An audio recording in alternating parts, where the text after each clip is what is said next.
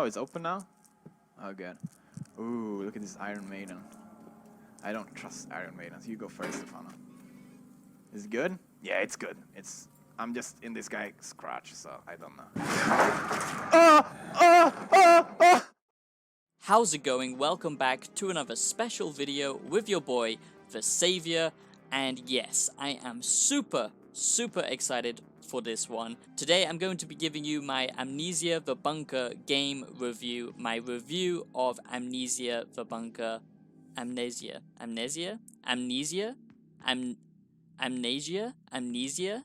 I'm very dyslexic, and that's why I became a YouTuber. I want to be in the Special Olympics. Forgive me, my wonderful Americans, okay? You have to excuse my goddamn alien tone because I am not of this earth. I'm not British, I'm not English, I don't know what the hell I am, okay? Someone please help me. I need help.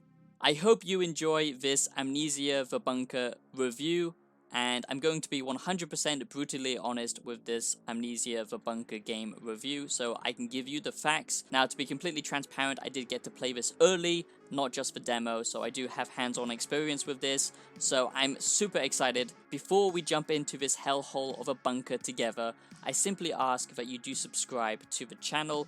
It does take just 2 seconds for you guys to hit that button, but it means everything to me. I work so hard on my videos. I'm going to try and upload every single day in June as an experiment. I hope we can reach 10k together, that would mean a lot. So if you do just subscribe, that would be so awesome, and you will forever be remembered as a wise boy. Join the Savior community today if you like game reviews, retrospective content, philosophical videos, and basically me ranting and tearing down the establishment. Now, what I love about Amnesia The Bunker is basically this game is an immersive sim, okay? And we don't get to see many horror games go the immersive sim route. Now, of course, the older Amnesia games did have some similarities with immersive sims, and they did borrow some of the gameplay formula, but this one takes it to the next level because unlike the other older games of Amnesia, which were all great, which I'll get into more as well, this one actually respects you 100% to be intelligent enough to figure everything out yourself and to actually use the environment around you to create interesting and unique ways to, progress. So your playthrough might look completely different to mine, and there's so many gameplay mechanics going on here that allow that experimentation, so I just think this is great. This is a return to classic great video games. I'm so tired of the bloated bullshit that we get in modern day video games with AAA, space especially. The corruption is rampant. We get unfinished broken games with microtransactions, shill reviewers, and corrupt studios like IGN and all this stuff.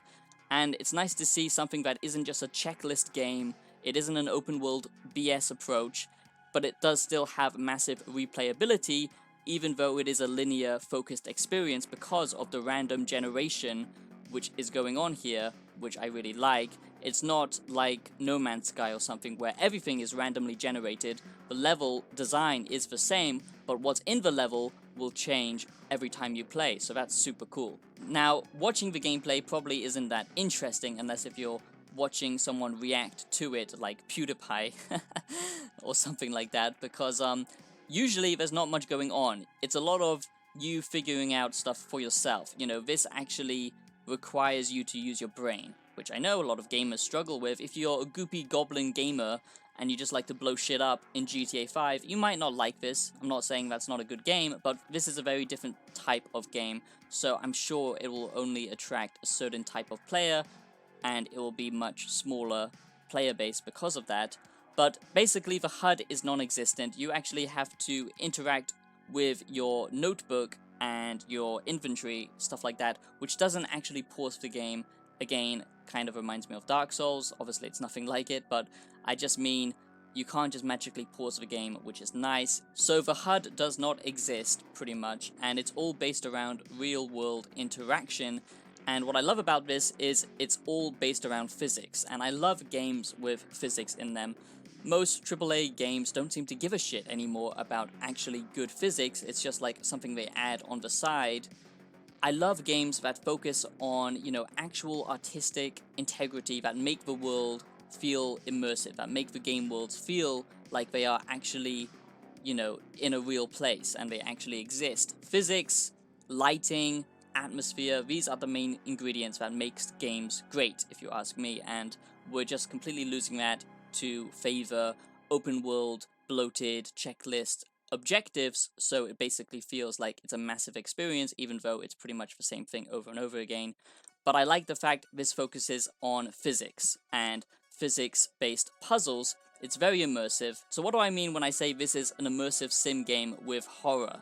And usually those two things are somewhat intertwined because most immersive sims do have some kind of danger, some kind of monster after you, but normally it's in an action setting, so you can completely just defend yourself, which eliminates all of the horror element. What I love about this game is it actually makes you feel even more useless and defensive because you can actually fight. It's just you're so weak and, you know, pathetic pretty much that all of your weapons basically do jack shit.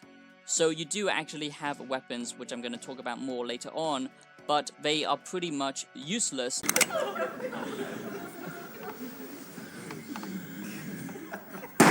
But the weapons are basically a deterrent. They aren't actually there to kill the monsters, although some enemies can be killed. But I'll talk more about the combat later on. But what I mean by immersive sim gameplay is, for example, you're looking around in the environment, you're collecting stuff that might help you navigate to the next area. For example, you could find maybe an axe or a wrench to bust open a door, or you could look around and find a fuel can that you could actually use to power light. Another approach is you might find some materials lying around and you can use that to craft a makeshift torch or something like that, which then you could use for fire of that torch to burn a path forwards. I really love the fact that you actually have to make the choices yourself. You have to make the hard decisions. For example, if you do find a fuel can lying around, you could use that to power the generators, which you essentially need, or you could use it for enemies, you could use it for environmental situations. So many choices to be made, and I absolutely love that. For example, like Bethesda games, you can usually pick up and interact with everything.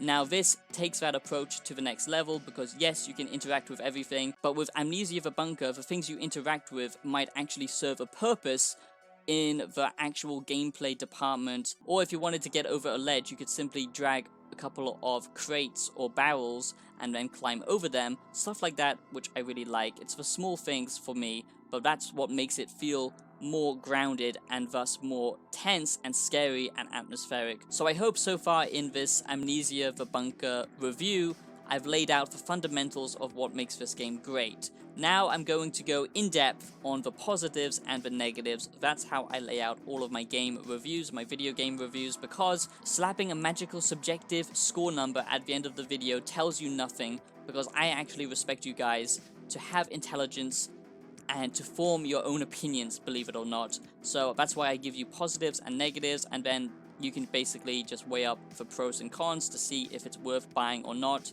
I think that's a much better way of doing it, because having these score systems which outrage people like IGN because they have no idea what they're doing, most of them don't even play games, let's be honest, or other YouTubers thinking their opinions are the only correct ones. This is exactly why modern day publishers and developers think they can get away with stuff and basically create crappy games, because they can get high review scores no matter what. But it's much better to break games down like this, if you ask me. And if you are enjoying the video so far, please do leave a like down below, because I think that does actually help. I never usually ask, but I would appreciate it. And if you leave me your thoughts and opinions down below in the comments so we can get a discussion going. I love interacting with you guys. And if you want to be a wise boy, make sure you do subscribe and become a member to get extra content. That's how you can support me directly, or by giving me a donation. I would also appreciate it. So before we break down the absolute fundamentals of this game, I think we just quickly need to talk about what made Amnesia so great to begin with. The previous games, how they kind of revolutionized the horror gaming space, because the horror gaming space is a much smaller niche when it comes to video games, because a lot of people, myself included, just can't play them all the way through because we just find them absolutely terrifying. But I think that's what's so amazing about horror games, is it actually makes you feel a palpable and true emotion of sheer terror when they are actually done well. But most horror games, for a long time after Resident Evil, they just basically copied each other. They didn't really revolutionize anything. It was the same gameplay over and over again with just linear kind of corridor jump scares. But Amnesia did something different, and that's what made it successful to begin with. And I think that was the interactability of the world space, the physics like I talked about, the sanity mechanic. Of course, YouTubers like PewDiePie helped popularize it.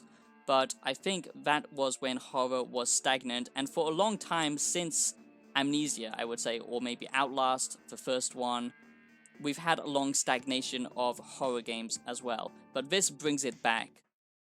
So now let's talk about the difficulty, because the difficulty is actually very hard. So a lot of modern day gamers might find this a little bit, they might need x-ray vision, they might need some extra hand holding. Oh savior, they might be crying. Where's my mini-map? What am I going to do? I actually have to look at a physical map and memorize my location and where I am in the world space?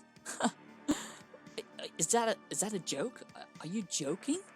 I need my QuickTime events, okay? I need my Spider-Man QuickTime events. So yes, this game is difficult, and I love it for that. You will die a lot, and there is a lot of learning to be done when you want to play this game, so just bear that in mind. Now, there is a game journalist / easy mode, which is nice, and basically this means you get more resources, and the fuel burns a lot longer in generators, meaning you will have more light, the monster will be less aggressive, and there will be even extra save points, your safe spaces, because it's 2023 and we need our safe spaces, guys.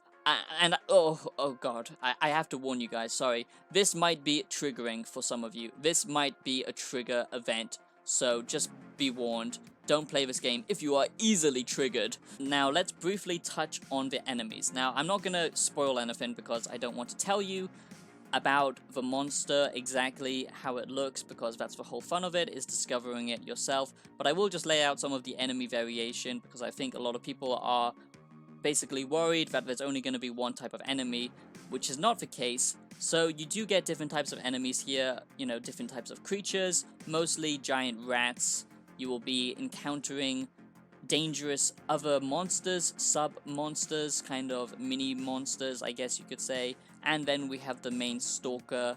And there are a lot of traps in the world around you, so that is the thing to look out for. And remember that all of this changes every time you play it, so the traps won't always be in the same place, and I do love that.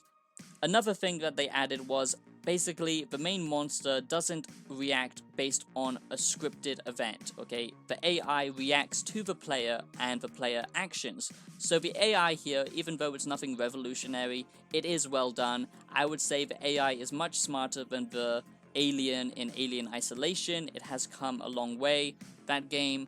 At times it did feel unfair because if you just made a slightest noise, the alien would be on top of you. This does feel more genuine and dynamic, so I do think the AI is actually a key point, which is pretty rare to say in games. It's quite funny because we are literally living in a time of AI revolution and we are on the verge of AI being super intelligent, but the game developers can't seem to upgrade their AI, and many older games have much better AI, which I find quite funny. But the AI here is actually good, so prepare yourself for a challenge.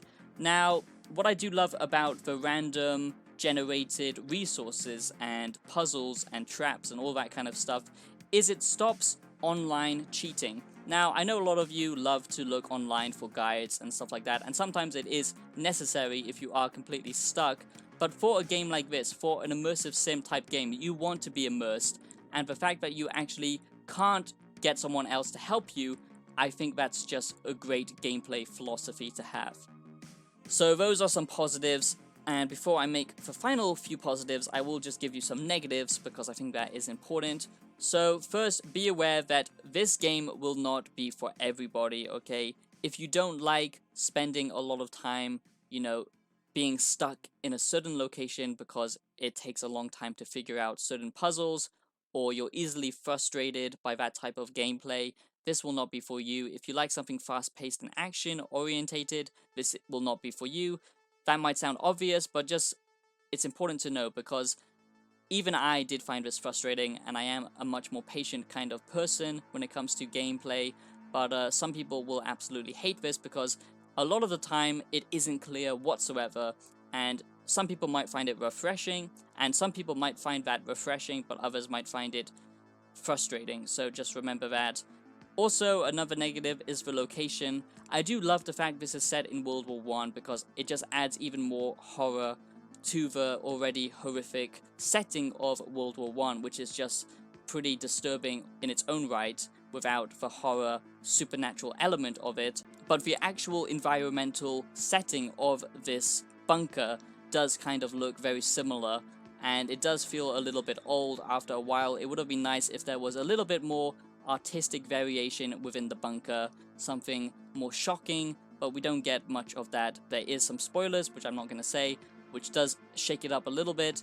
You can go outside, but it is a very grey, kind of samey looking environment, and the locations do get old after a while, I would say. And the only other thing I would say that is annoying is the enemy AI sometimes does feel unfair.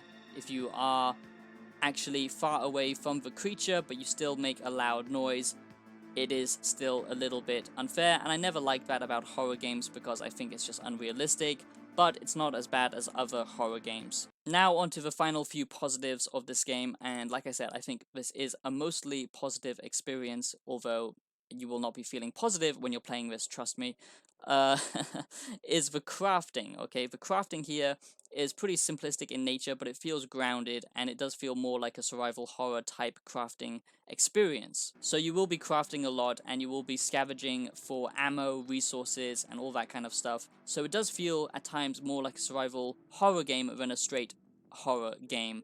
And at times, you know, it does remind me of like a super hardcore Metro experience, which I absolutely love. So this is the best of both worlds, if you ask me. Now, finally, let's just finish off with combat, because a lot of people might be looking at this and thinking, hey, this is a combat-focused game because I have a gun. No, okay, you do have a gun, there is ammo to be found, and it's not just one bullet like the trailer or something would have you believe. You can find ammo, and you can actually stack up ammo, but most of the time, you will be using the weapons to actually break open doors, or, you know, destroy other smaller enemies or the environment around you. But you can actually use other weapons or other tools to your advantage in combat. For example, the torch, you can use that to scare away enemies and even damage them. So I do like that. There is actual combat in this game, it's just not the main focus. But believe it or not, there is actual grenades and crafting of Molotovs, stuff like that, and even gas grenades, which you will need to find a gas mask for. So there is combat to be had in this, but it is a much more immersive style of combat, which I appreciate. So that is the Amnesia The Bunker game review. I do think this game will be an amazing sleeper hit, and it might bring back some interest in the horror space of gaming, which I think we need, because even Resident Evil basically forgot it's supposed to be a horror game now, and it's just an action game. So I do think this is a great game, and I recommend it, but it's all up to you, and it's not asking for goddamn $70, which is nice. They're not trying to con you, because the developers actually had integrity enough to delay it and work on it more, and I appreciate that. The lighting is also just super nice. I love games with good lighting, so yes, I would recommend it. I do hope you enjoyed my Amnesia The Bunker review, my Amnesia The Bunker game review, and if you did, like I said, please do subscribe, it would mean a lot. And the final plug I do have is you check out my music on Spotify if you like synth electronic music, like in the background of this video. I make a unique electronic hybrid blend of synth music, so if you do enjoy that type of music, make sure you check it out on Spotify to support me, and any support does mean a lot to me because this is now my job, so I do really appreciate any support, and then I can keep making videos. So thank you so much for watching it, it really does mean a lot. You are awesome, and I hope you do stick around and leave a comment. and I'll see you in the next video. Have a great day. Peace out.